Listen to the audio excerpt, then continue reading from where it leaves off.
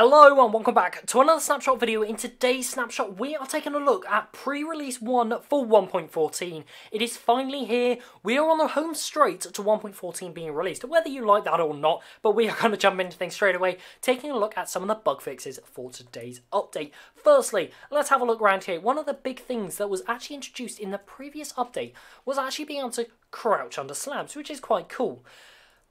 But there's a bit of an issue now.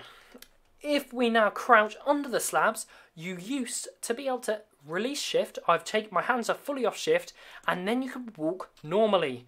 Now you're no longer able to do this, which when this was a thing, you could go super fast on different iceways and all those kind of bits and pieces. I have an elytra on. I did have an elytra on before recording, but let's put that back on right now. If we go and do the same thing under here, as you'll see, we are still able to sprint underneath at a normal walking pace. Walk at a normal pace and sprint. But when you go under here, you are at a slower pace. This does reduce the possibilities. You obviously can't use those as iceways anymore, but there is still the trapdoor technique which you can still make use of. Next, we're going to take a look at some smaller bug fixes. I just picked out a random few out of the bug fixer, out of the changelog, and let's take a look. As you can see, there is in the previous snapshots, the background wasn't getting darkened. Now it is the same with the book and in the lectern. As you can see, the background is now getting darkened. Over here, this was a bug that has been in the game, or it was quite a useful feature.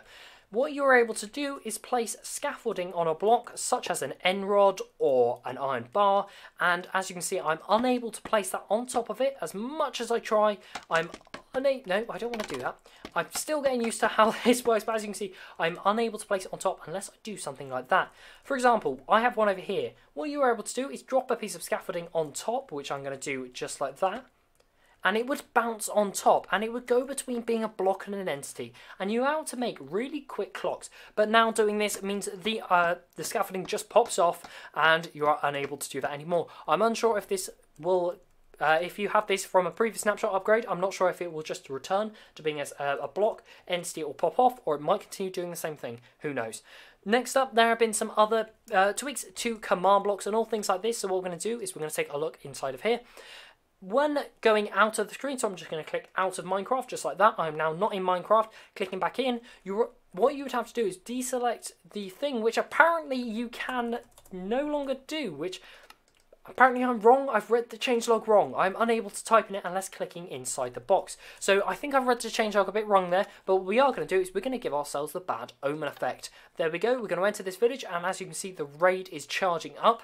We will let the villagers... come on, you want to run away? Someone's rung the bell. There we go. Lovely. And we're going to take a look at... let's see if we can grab a pillager spawn egg. Illager spawn egg. Villager spawn egg, if I can get this right. I have been streaming for 2 hours just now, but let's have a look where this raid is coming in. Where are the pillagers? There are the pillagers. They're on their way in, and there was a bug in the previous snapshots where villagers wouldn't actually run away from pillagers or ravengers or illagers and all those kind of mobs, which caused a bit of an issue. And let's see if, as you can see, they are now running away while these pillagers are firing up to load against them. Good luck, village. A couple of other bug fixes have been added, but one other major feature is we're going to go out of this world. We're going to save and quit. We're going to go to one of our worlds. I'm going to go to Edit. I'm going to go to Optimize World, and there is this new button which is Erase Cache Data. And when you do this, you can then click on I know what I'm doing, and this will then erase all cache data for the world. This will improve remove data such as height maps and light, so it's all recomputed in the next load. So when we load up, everything gets redone, all the lighting values get re-updated, so if there is some lighting bugs and that kind of thing, these will then be updated with this relog. So hopefully we can see. We probably shouldn't see anything as there weren't any lighting glitches to visibly see.